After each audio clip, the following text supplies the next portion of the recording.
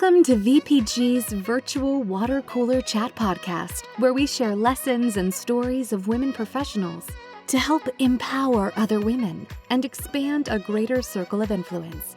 So we walk our journey with those who understand and appreciate us. On today's virtual water cooler chat, it is our privilege to have Sheena Yap Chan, the author and famous podcast hostess of The Tao of Self-Confidence, and chat with Li Guo. Li Guo is counsel at Bunsow De Mory LLP. Li's practice focuses on intellectual property litigation, including patent, trademark, trade secret, and copyright cases. Li has a PhD in chemistry and material science. Before becoming a lawyer, she worked as an engineer. Li frequently speaks and writes about intellectual property issues, and Li has been actively involved in a number of legal organizations and their committees. Welcome to the virtual water cooler chat, Li. How are you today? Before I start, I'd love to know, how do you know Ashley? Ashley is, Ashley's company is helping with people in the PTAB practice. And I'm like a patent attorney. And that's how we get to know each other. And I saw her at the PTAB Bar conference a few weeks ago. And Ashley knows a lot of people. So.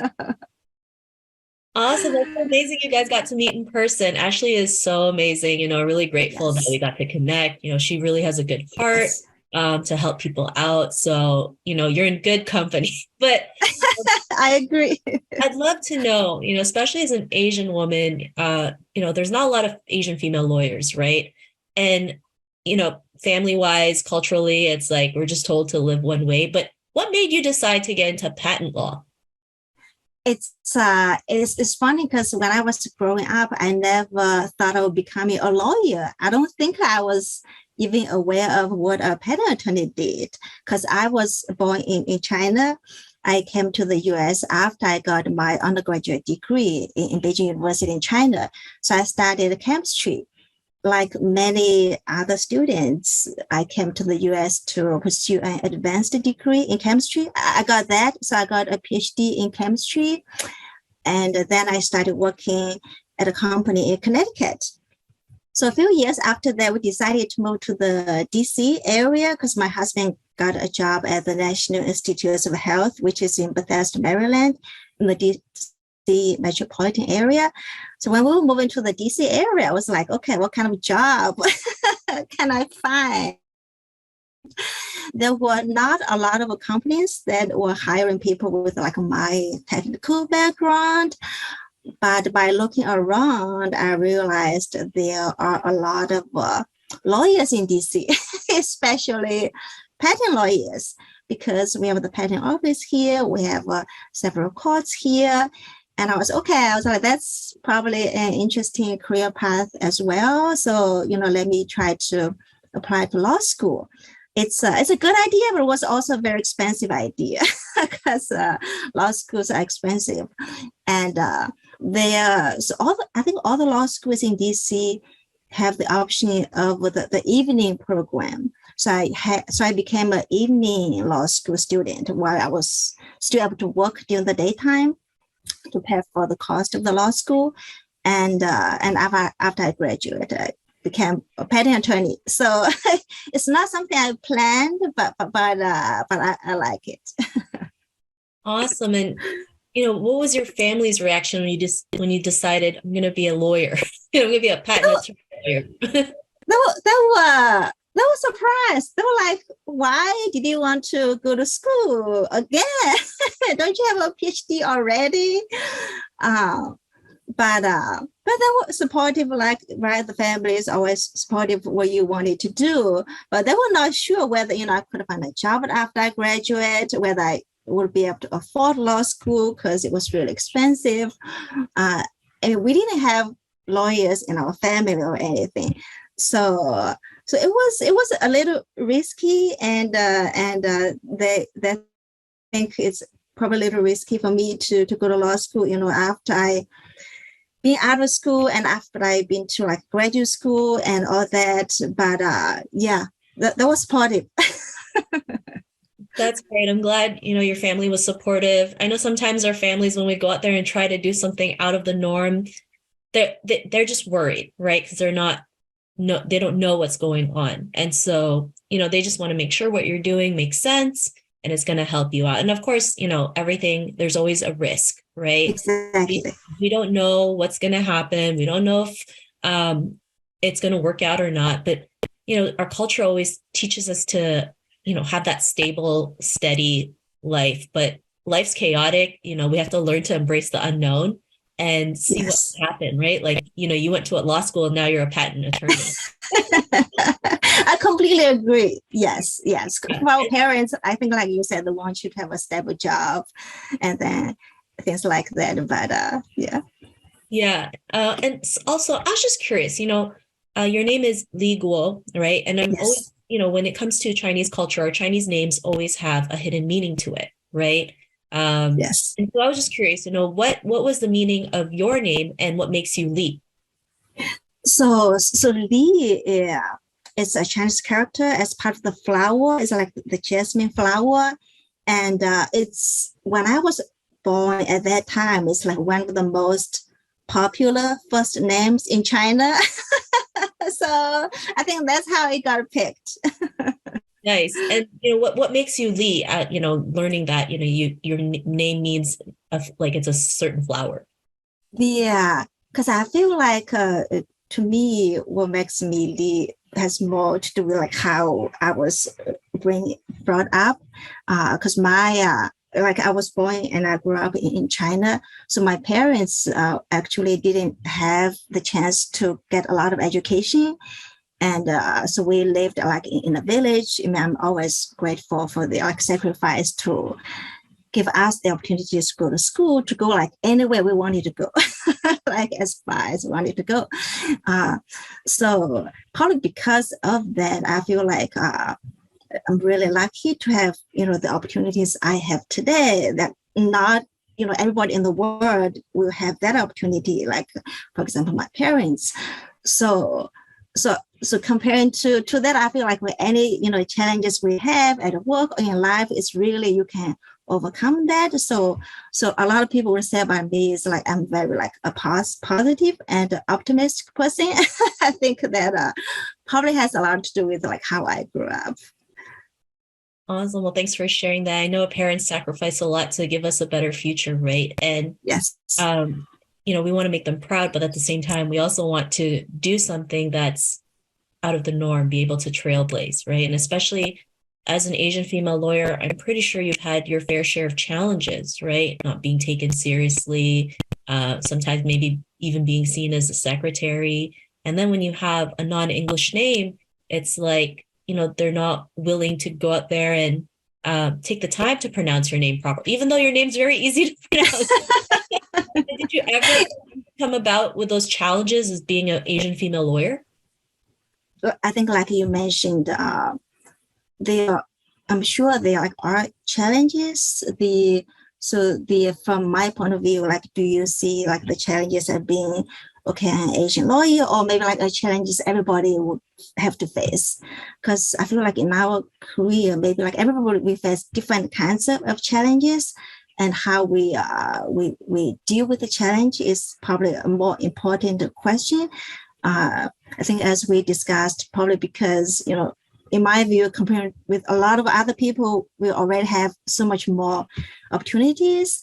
So it's like, even if there were challenges, it's like you can always view it in a positive way. To us, it becomes motivation, right? Okay.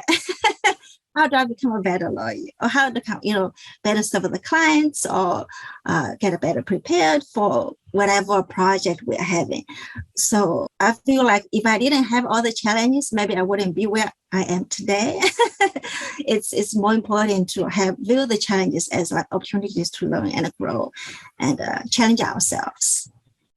I love that. It's so true. Sometimes we're given these challenges for a reason, right? It's either a blessing or a lesson.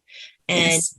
I think, the universe or whoever you may believe in, they know you couldn't handle it. And maybe at that moment, it may feel like, what did I just do? I'm going to be screwed basically, right? You need to take a step back and realize, what can I do from here? What's the lesson? What's the next step, right? And sometimes we just got to take it one step at a time to figure it out. And as women, we're very capable of doing that. And sometimes we just don't see the worth, our own worth, right? So, low self-confidence is just due to inaction. But when you go out there and take action, you'd be surprised of what you can do. It's not always easy, of course. It's scary. Nothing happens if you don't do anything. So thank you so much for that perspective when it comes to challenges. And so, Li, I was just curious, what is your favorite part of being a patent lawyer? It's never boring. So for patent law, it's always very challenging, right? Patents, by its definition, are inventions of technology. One thing is I'm able to use my technical background, but at the same time, I get to learn new technologies because every patent is different. Every patent is unique in its own invention. So you always learn about the new technologies, new products. At the same time, like law is also very challenging, especially patent law. And there are new, case law coming out every day, new rules, new practices. So you have to constantly learn about the law. And the other thing I really like is you meet a lot of people, like their clients, there are the attorneys, the judges. So you really meet interesting people and very motivated people, very successful people that you can learn a lot from. And I would say another thing that I like is, because as you mentioned, for Asian women, we usually tend to agree with the people whenever we can, right? We don't challenge people a lot. That's how, especially for me, because I'm a middle child. So I agree with people a lot. But if you're a lawyer, it gives you kind of a reason to disagree, to argue, right? To be confrontational sometimes that we don't get to show during our everyday life. Because one thing is you have to, because you're advocating for your client, it gives you a very good excuse to argue, and I like that part as well. So we have something in common. I am also Really? Yes. I always say the middle child's the best, so I'll agree with that. But I agree with that completely. But thank you so much for sharing that. Yeah, it's really great to go out there and meet new people, be surrounded by like-minded people. And as Asian women, one thing we lack is learning how to network, right? Because we've never been taught about that. Most of the time we're just taught to go to school, get a job, get married, make some babies and call it a day, right? Being able to network with other people, that's where you can create strategic business relationships, get referrals, get potential clients, make new relationships. And so, there's just so many great things about it. And then makes you grow as a person, as a lawyer. And I love that, right? Like you're able to go out there and meet new people, get out of your comfort zone, because it's not always easy, especially if you're like an introvert or you're shy. I mean, it can be nerve-wracking, right? To just go up to someone you've never met before and be like, hello. Right. Yeah. So I really love that, you enjoy all these things, because in the end, it helps you out as a lawyer as well. And so I also found out that you also love to speak and write about IP law.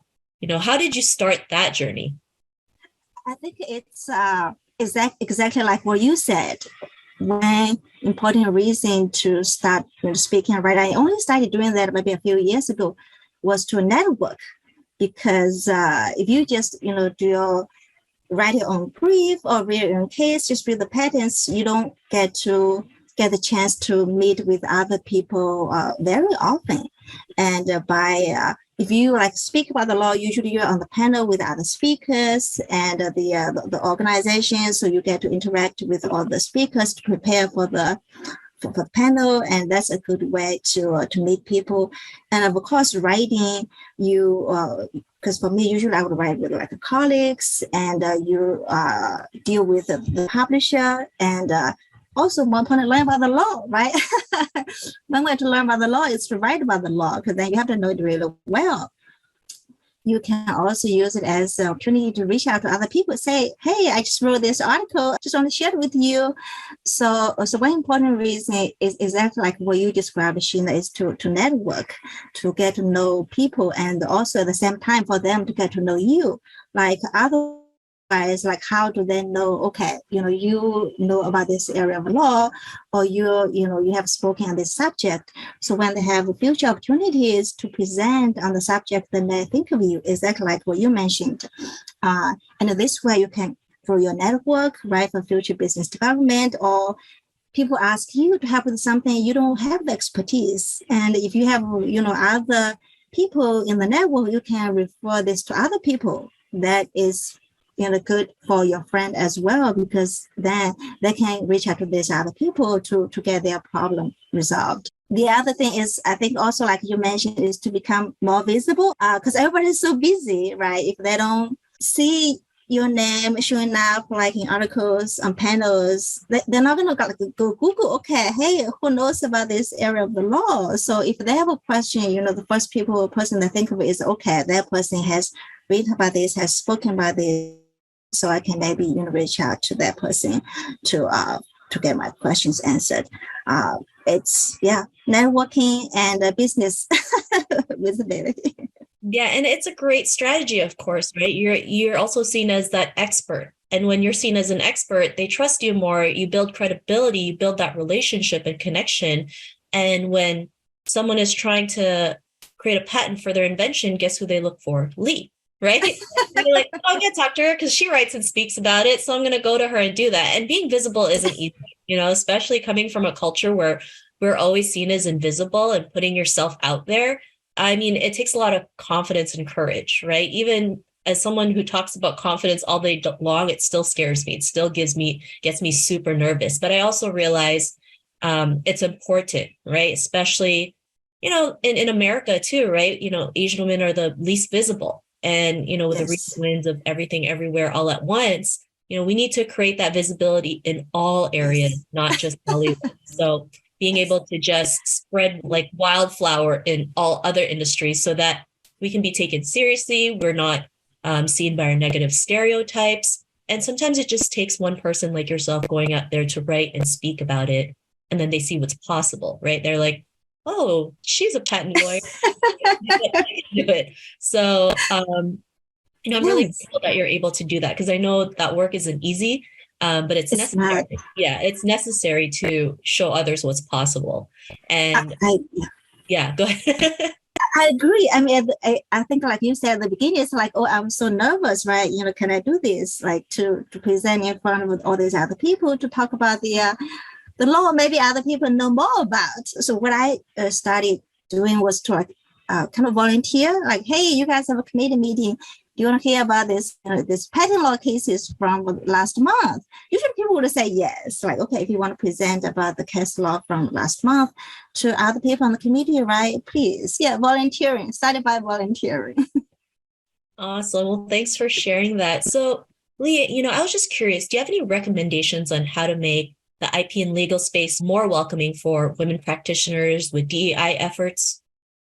Yeah, because I feel like one thing is, because right now we have a lot of actually diverse people in leadership positions, right, in the IP area.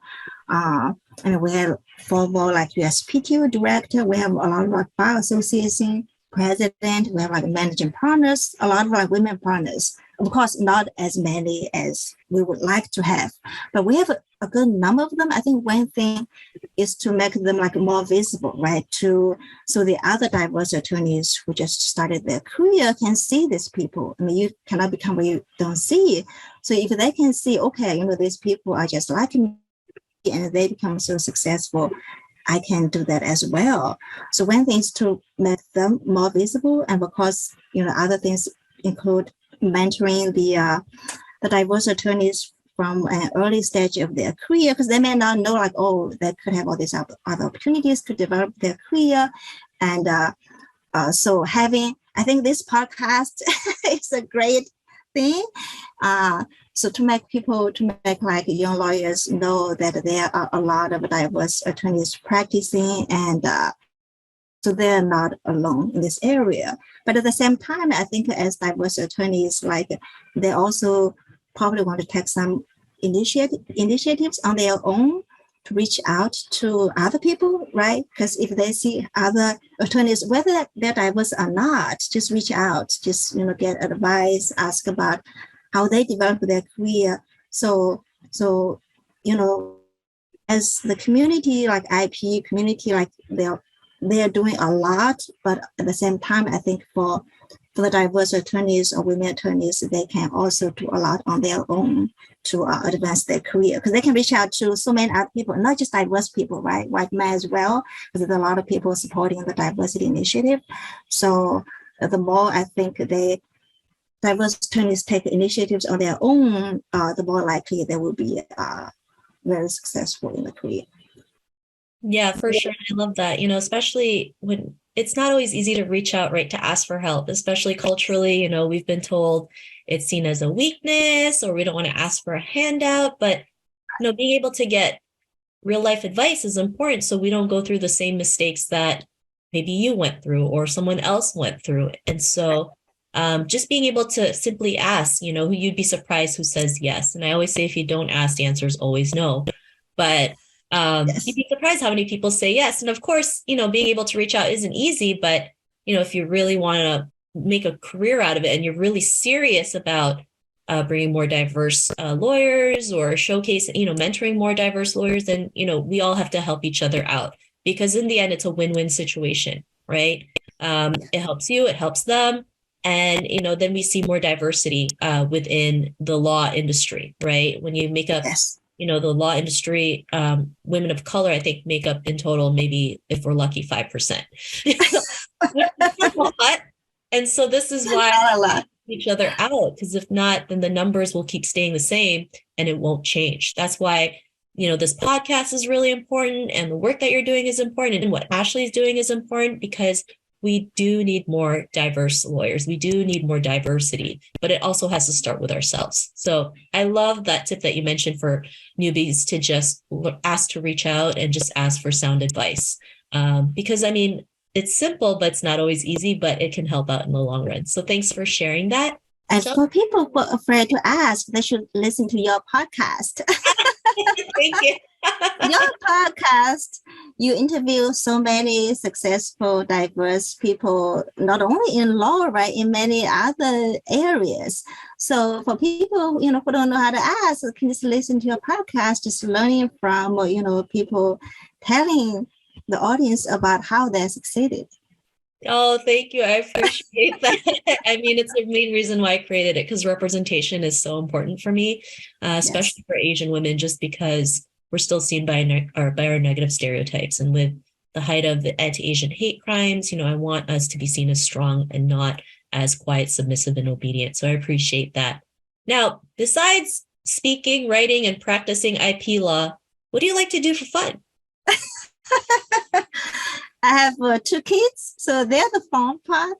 Like one is 8, one is 3. So other than working, because they have like school, they have activities. So I would spend, you can spend as much time as you can with the kids. That's my fun part of the daily life. Awesome. How do you balance it out? Being a lawyer, having kids, spending time with your family. How do you balance all that?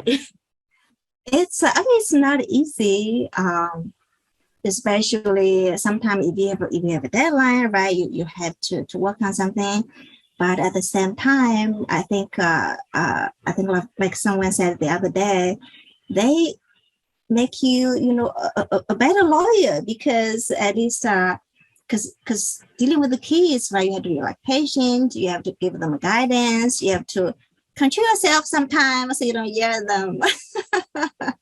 And so for me, I feel like I learned a lot from dealing with my kids. So I try to usually to balance life and work. I try to spend like some time in the morning with them, like every morning, to spend some time with them. Because for the evening, it's hard to say if you have to go somewhere to attend an event, or if we have like 5 in deadline, then you probably cannot spend as much time with them in the evening. And in the morning, I would spend time with them, and also over the weekend, I would try to take them to the activities, and whatever they want to do, I would try to arrange my schedule around them. So that's how I do it. I know it's not always easy, but as women, we're great problem solvers. We're great. We're able to figure out how to put the pieces of the puzzle together.